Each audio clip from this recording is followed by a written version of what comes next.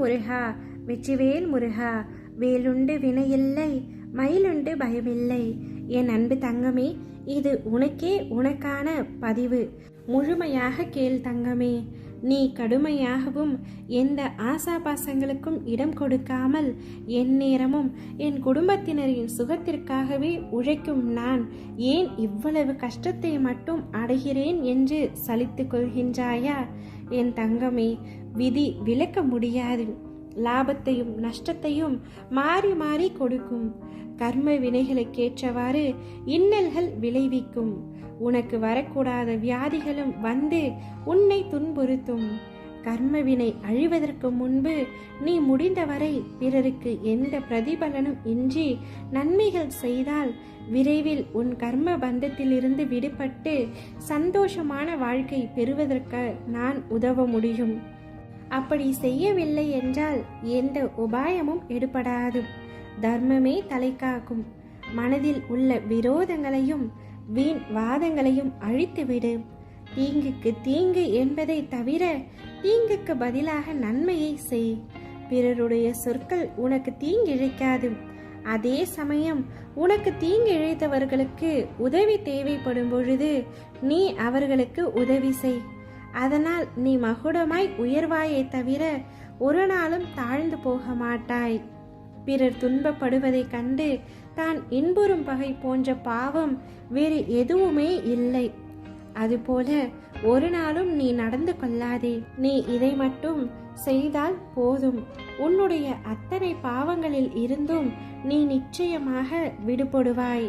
உன்னுடைய துயரங்கள் யாவும் நிச்சயமாக முடிவுறும்.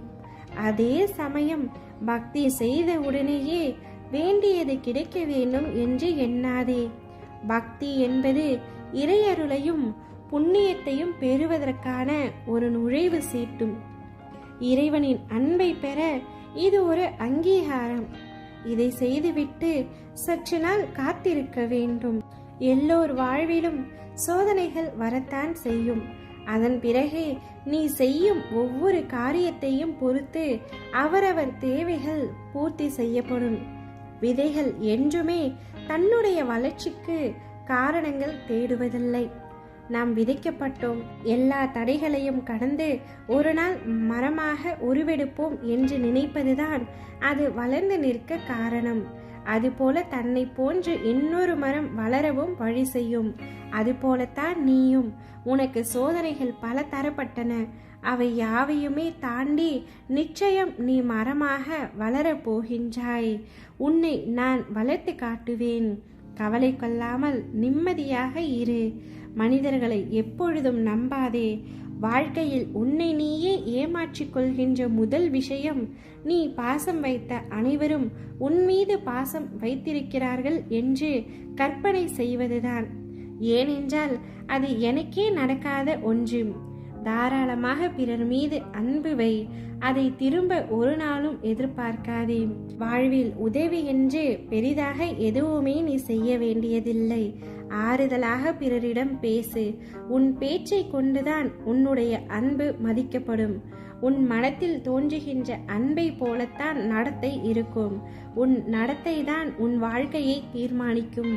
என் பிள்ளையான நீ இதனால் வரை பல கஷ்டங்களை சந்தித்து விட்டாய். இப்பொழுது உன் அப்பா உன்னுடைய பிரச்சனைகளை தீர்த்து வைத்து உன்னை சந்திக்க வரப்போகின்றேன். என்னை வரவேற்க தயாராக இரு தங்கமே. கண்களை திறந்து பார். நான் உன்னை தேடி வந்திருப்பதை நிச்சயமாக நீ உணர்வாய். திசை தெரியாமல் அலைந்து திரிந்து கொண்டிருந்த உன்னை இன்று எனது நேரடி பார்வையில் வைத்திருக்கின்றேன். தன்னம்பிக்கையோடு இரு. இனி உன்னுடைய வாழ்க்கையில் நடக்கவிருக்கும் அனைத்தும் நன்மையாகவே நடக்கும். ஓம் முருகா, வெற்றிவேல் முருகா.